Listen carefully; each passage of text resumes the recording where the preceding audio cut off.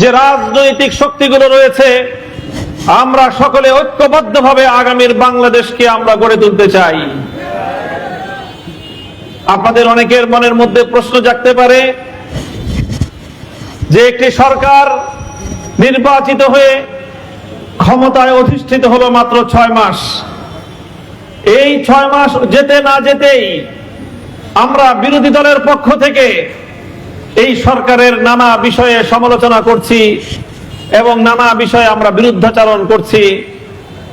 এটা নিয়ে অনেক মানুষের মধ্যে প্রশ্ন থাকতে পারে, কৌতূহল থাকতে পারে। সেজন্য আমরা আমাদের অবস্থান পরিষ্কার করছি। আমাদের চলমান এই সংগ্রাম, আমাদের চলমান এই আন্দোলন সরকার পতনের আন্দোলন নয়, বরং আমাদের চলমান এই আন্দোলন দেশব্যাপী বাংলাদেশ খেলাফত মজলিসের পক্ষ থেকে ঘোষিত এই সিরিজ নাগরিক সমাবেশের এই কর্মসূচির মূল লক্ষ্য এবং উদ্দেশ্য হলো সরকারের কাছ থেকে জনগণের ন্যায্য দাবি আদায়ের আন্দোলন।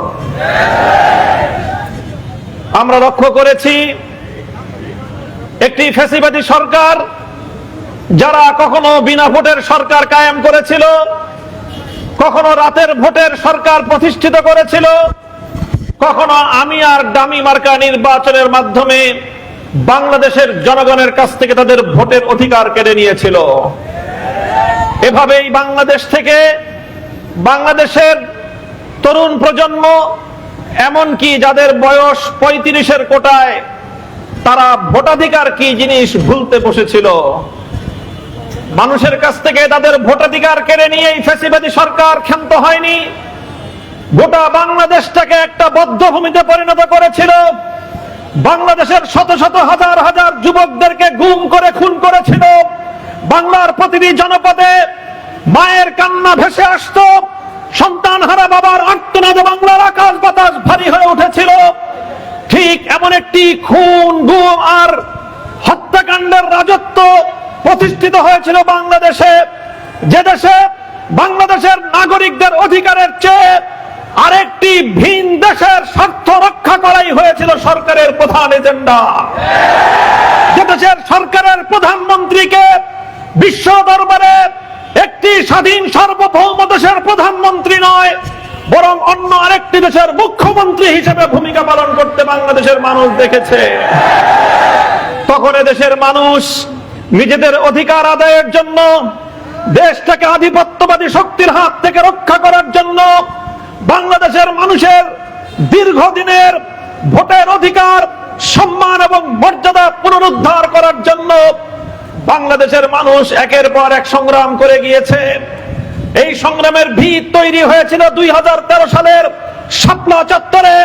হেফাজতে ইসলাম বাংলাদেশের সিংহ শার্দুলেরা, নবী প্রেমিক তাওহীদি জনতা বুকের তাজা রক্ত দিয়ে ঢাকার রাজপথে শাপলা চত্বরে বিপ্লবের ভিত তারা তৈরি করেছিল। সেই বিপ্লবের ভিতের উপর দাঁড়িয়ে একের পর এক সংগ্রাম হয়েছে। 2014-15 সালে বিরোধী দলীয় আন্দোলন, 2021 সালে মোদী বিরোধী আন্দোলন, আর সর্বশেষ 2024 সালে ছাত্র জনতার বৈষম্য বিরোধী আন্দোলন। এই আন্দোলনগুলোর মধ্য দিয়ে একটার পরে একটা ধাপ পেরিয়ে অবশেষে বাংলাদেশের পূর্ব দিগন্তে 36শে জুলাই, 24 জুলাই বিপ্লবের সাফল্যের লাল সূর্য উদিত হয়েছিল। 24 জুলাই বিপ্লবের 36শে জুলাইয়ের উদিত স্বাধীনতার সেই সূর্যকে বাংলার আকাশে সংরক্ষণ করাই আমাদের বর্তমান আন্দোলনের একমাত্র লক্ষ্য। আমরা মনে করি, আমরা যদি আমাদের দায়িত্ব পালন করতে ব্যর্থ হই, আমরা যদি 24 জুলাই বিপ্লবের চেতনাকে রক্ষা করতে ব্যর্থ হই, আমরা যদি গণভোটের রায় কার্যকর করতে ব্যর্থ হই, বাংলাদেশের মানুষের আদালতে শুধুমাত্র বর্তমান সরকার বিএনপি নয়, বরং আমরা বাংলাদেশের প্রতিটি রাজনৈতিক দল আগামী দিনে দায়ী হয়ে থাকব। আমি জানি না সরকার দল বিএনপি কি করবে। আমরা এখনো আশা করি, আমরা এখনো আশাবাদী, শহীদ প্রেসিডেন্ট জিয়াউর রহমানের প্রতিষ্ঠিত দল, দেশনেত্রী বেগম খালেদা জিয়ার নেতৃত্বে অগ্রসর হওয়া বাংলাদেশ জাতীয়তাবাদী দল বাংলাদেশের জনগণের গণরায়ের সঙ্গে বিশ্বাসঘাতকতা এবং গাদ্দারি করবে, সেটা আমরা বিশ্বাস করতে চাই না। তাই আমরা বলতে চাই, এই যে গণভোট হয়ে গেল, গণভোট একদিনে হয়নি, একদিনে গণভোটের পর্যায়ে আসেনি। ফ্যাসিবাদের পতনের পর অন্তর্বর্তীকালীন সরকার প্রধান 3 এজেন্ডা নিয়ে কার্যক্রম শুরু করেছিল: বিচার, সংস্কার এবং একটি স্বচ্ছ নির্বাচন। 3 এজেন্ডা নিয়ে ডক্টর ইউনূসের নেতৃত্বে অন্তর্বর্তীকালীন সরকার কার্যক্রম শুরু করেছিল। আমরা প্রথম দিন থেকেই ইউনূস সরকারকে বলেছিলাম, বিচারের একটা দৃশ্যমান অগ্রগতি দিতে হবে। আমরা বলেছিলাম, ৭২-এর বাংলাদেশ বিরোধী মুক্তিযুদ্ধের চেতনা পরিপন্থী ভারতীয় আধিপত্যবাদের রাজনৈতিক বন্দোবস্ত বাতিল করে ২৪ জুলাইয়ের ভিত্তিতে ৪৭, ৭১ এবং ২৪-এর নতুন বাংলাদেশ গড়বার জন্য একটি নতুন রাজনৈতিক বন্দোবস্ত প্রতিষ্ঠা করতে হবে এবং সাংবিধানিক সংস্কার করতে হবে। আর এরপরে বলেছিলাম, বিচার দৃশ্যমান করার পর এবং সাংবিধানিক সংস্কার নিশ্চিত করার পর নির্বাচন অনুষ্ঠিত হতে হবে। আমাদের এই সম্মিলিত দাবির প্রেক্ষিতে অন্তর্বর্তীকালীন সরকার ন্যাশনাল কনসেনসাস কমিশন গঠন করলো। জাতীয় ঐক্যমত্য কমিশনের মাধ্যমে ৩৩টি রাজনৈতিক দল দীর্ঘ ৯ মাস ৮৩টি অধিবেশনে দীর্ঘ আলোচনার মাধ্যমে একটি ঐক্যমতের জুলাই সনদ বাস্তবায়ন করলো। দুর্ভাগ্যজনকভাবে জুলাই সনদের মধ্যে রাষ্ট্রের সংস্কারের জন্য এবং নতুন রাজনৈতিক বন্দোবস্ত, নতুন একটি সংবিধানের ভিত রচনা করার জন্য মৌলিক যে সকল সংস্কার প্রস্তাবগুলো আনা হলো, তার 13টি প্রস্তাবের মধ্যে 10টি প্রস্তাবের সাথেই আমাদের প্রিয় বিএনপি দ্বিমত পোষণ করে প্রকারান্তরে তারা সংস্কারের বিপক্ষে অবস্থান গ্রহণ করলো। সকল রাজনৈতিক দল একদিকে, শুধু বিএনপি একা আরেকদিকে। এভাবে জুলাই সনদ প্রণীত হলো।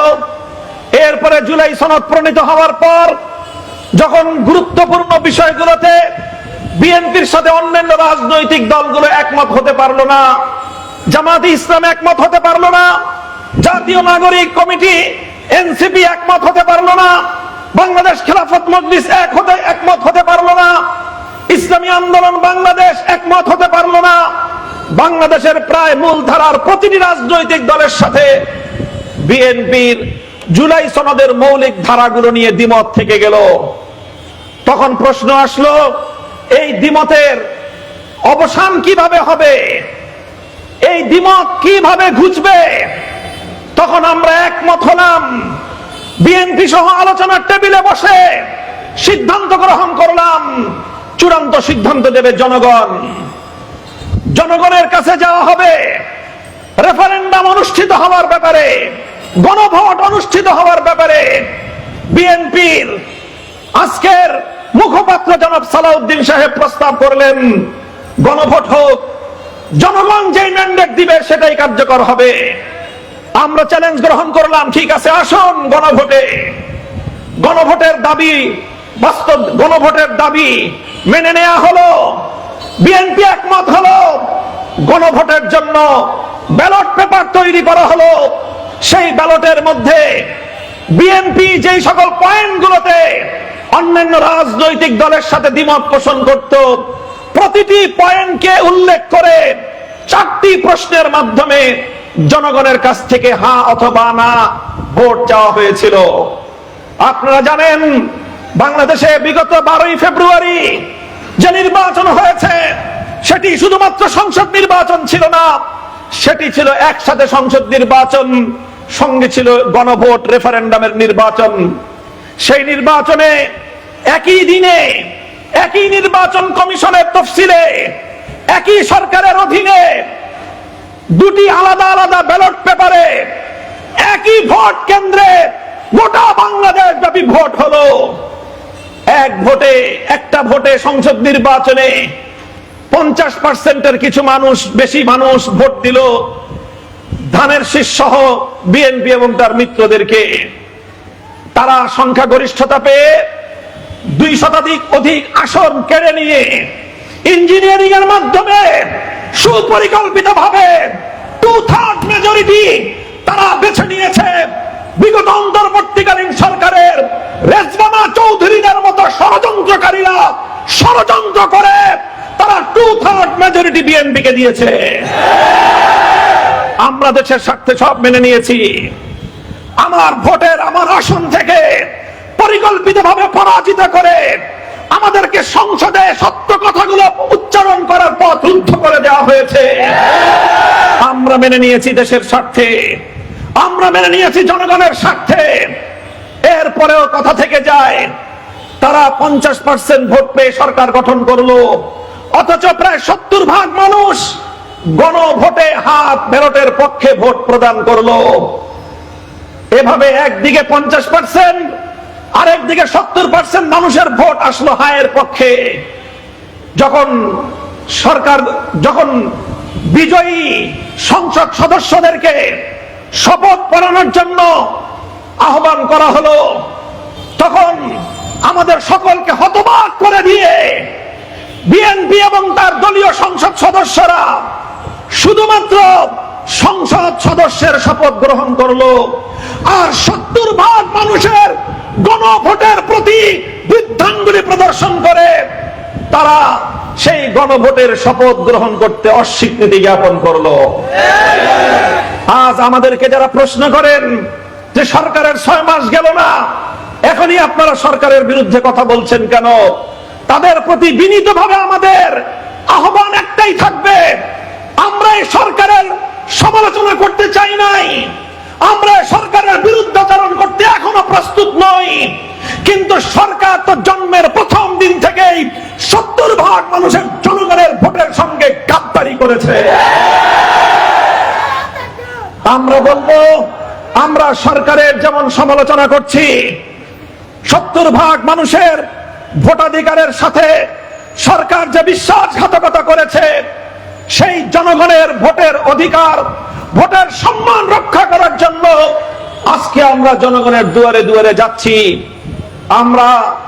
আমরা বিনীতভাবে বলতে চাই, জনগণের অধিকার নিয়ে যদি বিএনপি ছিনিমিনি খেলা বন্ধ করে দেয়, আমরাও বিএনপির বিরুদ্ধে কথা বলা বন্ধ করে দেব।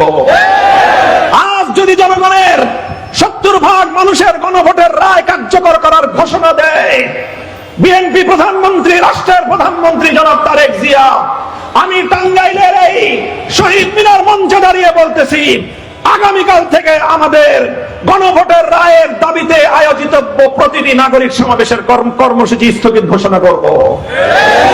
আর যদি তারা গণভোটের রায় কার্যকর করার কোন পদক্ষেপ গ্রহণ করতে ব্যর্থ হয়, আমাদের এটা শুধু নাগরিক সমাবেশ নয়, প্রকারান্তরে ধীরে ধীরে মহাসমাবেশে পরিণত হবে, মহা আন্দোলনে পরিণত হবে ইনশাআল্লাহ।